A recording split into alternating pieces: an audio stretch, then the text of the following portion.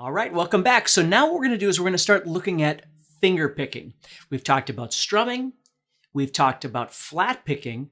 Now we're going to start learning how to pick with our fingers. So what we're going to do is we're going to use the D chord as our example, okay? So the D chord, if you remember, we'll use 4 strings, and that's going to be our starting point, is trying to get used to just using 4 strings. Now, when you finger pick, you're going to be using your thumb, your first finger, your second finger, and possibly your third finger, and even possibly your pinky. Now, it depends on what kind of player you, what kind of finger picking style you choose to play. Oftentimes, let's say you were going to be a classical guitar player, you would use all fingers most of the time. Now, with folk guitar picking, oftentimes you'll find that players will only use 3 or 4 fingers because, again, the pinky is being used to brace down on the guitar, right? That's stabilization thing we talked about. So what I want you to think about here is when you make this D chord, what I want you to think about is kind of grabbing onto the guitar with your pinky for now, okay? And we're going to put our thumb on the 4th string. Now, the key to finger picking is you want to assign fingers to strings. So what we're going to do is we're going to take the first finger and we're going to place it on the 3rd string. We're going to take the second finger, we're going to place it on the 2nd string, and we're going to take the ring finger and we're going to place that on the 1st string. And then our pinky could possibly be used on the guitar, although sometimes, depending on the position that you find your hand in, the pinky might not fit very well. It just depends. Again, you got to kind of explore this stuff. But the basic idea is if you think about it as a thumbs up, when you play, you want your thumb to be out a little bit further than the other fingers. That way these can move behind here, and this one can move up here. If you do this, they're going to have a problem because they're going to keep running into each other and it feels very awkward. So if you look at my wrist, you're going to notice that, again, I'm not sitting way over like this or way back like this. I'm just kind of coming in at an angle like this and giving a little bit of a thumbs up. So my thumb is outside just a little bit. Okay? So when I go to pick now, I'm going to pluck with my first finger, or my thumb, excuse me, and then my first finger, and then my middle finger, and then my ring finger. Okay? So I'm connected right here, okay? And then I have to decide whether or not connecting with my pinky feels good or if it's too restrictive. Sometimes it can feel really restrictive. So you might want to float over the strings and not use that stabilization, and that's okay too. All right? So now we've got... So what I want to get comfortable with is being able to flow through those strings, assigning fingers to each string as I go. You know, I don't want to go, you know, or something like that. I want to assign to each finger, and that's how I'm going to become fluent with this as I play.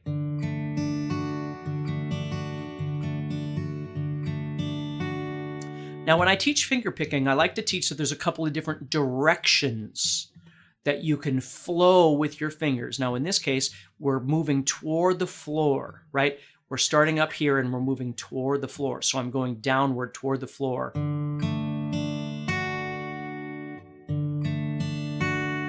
What I want to focus on is how each one feels, how each one sounds. I want to try and make sure that the dynamics are fairly consistent.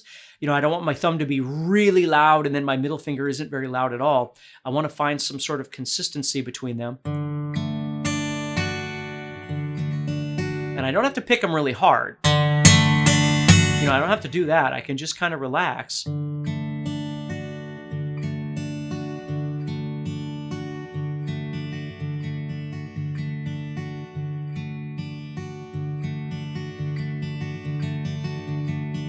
Start learning how to train them to move like that.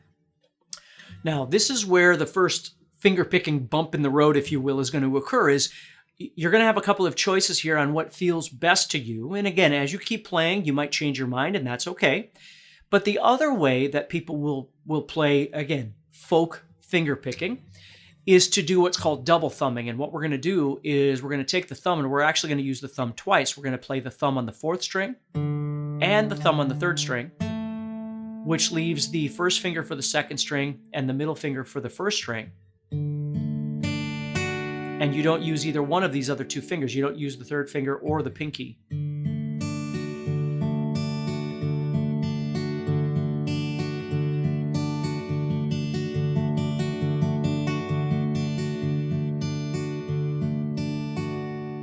one is completely valid.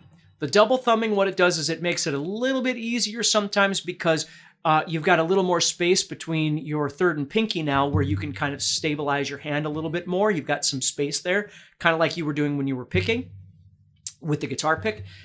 But the thumb is now working twice as hard. So you have to kind of figure out which one seems like it feels the best to you as you practice these various exercises. Okay, so right now we've got toward the floor. And again, I'm going to kind of float in and out of these two different ways of picking. Just understand that either one is completely valid, and I would suggest that you try either one of those and kind of decide what you like the best.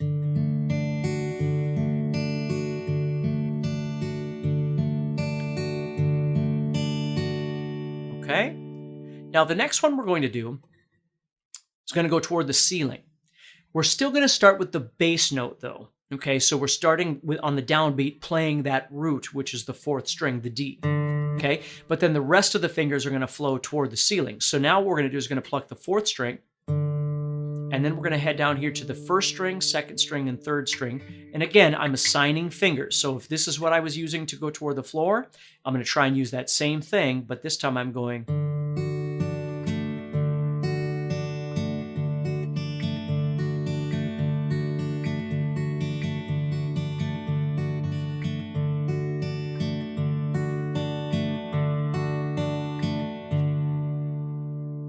And that would be moving toward the ceiling. So I could move toward the floor, toward the ceiling, and I can practice each one independently, or I could practice them together, right? Do one toward the floor, one toward the ceiling.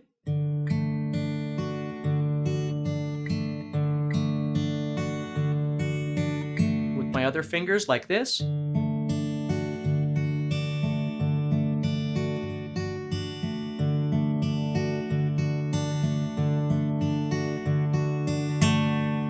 Whichever way works best. So those are the two outside patterns, is moving toward the floor or toward the ceiling. And then we've got a couple of different alternating patterns, which we'll call inside and outside patterns. Basically what I'm doing is I'm just jumping around here. Okay, just combining these ideas together. So now what I would do is I would do something like this. Instead of going toward the floor, toward the ceiling, I'm going in and out. So I'm going to play the fourth, and then the second, and then the third, and then the first string. So I'm going 4, 2, 3, 1.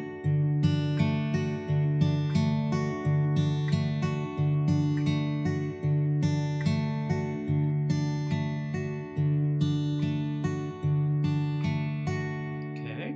Or I could do 4, 1, 2, 3. That'd be another inside-outside kind of pattern.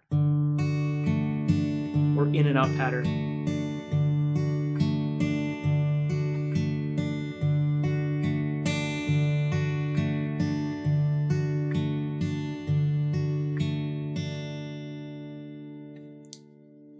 Okay, so that gives you a few different ideas of how you can approach some basic finger picking ideas. You have to decide what fingering you want to use, and then you start working out a pattern that makes sense to you. Now, just like anything else in music, there's songs that use specific patterns, and then there's songs that kind of just finger pick. Like sometimes when you play, you just kind of play whatever flows out of your fingers. But in order for that to get to that place in your playing, you've got to practice this a lot to kind of figure out what feels best. So let's look at some different things that could happen. First of all, let's look at what happens when you go to a chord that has more than 4 strings. Let's say you move to a C chord, for instance. Well, now you've got the variation of 5 options of strings that you could play. Now, needless to say, this is where you could bring in the pinky and you could play something like that. Right? And you could start using that pinky in there as well. Get comfortable with playing that, okay? Or the other thing that happens is we keep the pattern consistent. Now, just for our examples, what I'm going to do is I'm going to try and keep the patterns in groups of 4. Just like we were doing on D, I was going 1, 2, 3, 4, right? So what happens here is I could move to the middle 4 strings and now play either that grouping of fingers like this or the double thumbing, whatever works better. And I could play in the middle, right? So I've got 4 strings here. Or I could skip a string and add the first string in. So let's say, for instance, I take these 3 fingers right here that are sitting on the 2nd, 3rd, and 4th strings, and let's move those down to the 1st, 2nd, and 3rd strings, and keep my thumb on the 5th string. So now I'm skipping the 4th string.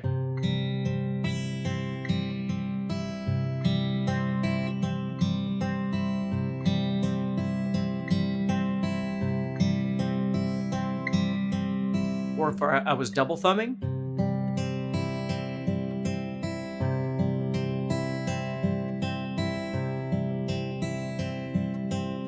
now I can always move in and out of these ideas. I could have done something like this. And then, you see, and they're both going toward the floor, but now that I've got more mathematical options,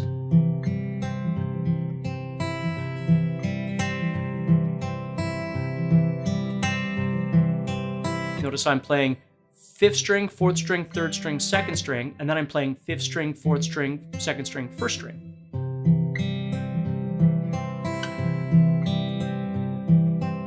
Right? So again, the options mathematically are going to keep going as I keep adding in more strings. I can do different things.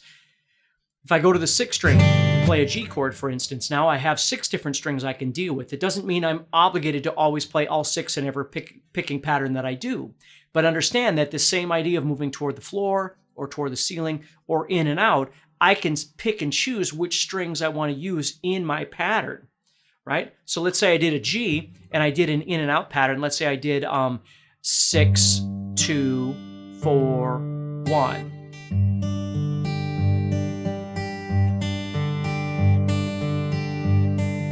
And then once in a while I can go to 3 here too to add that in.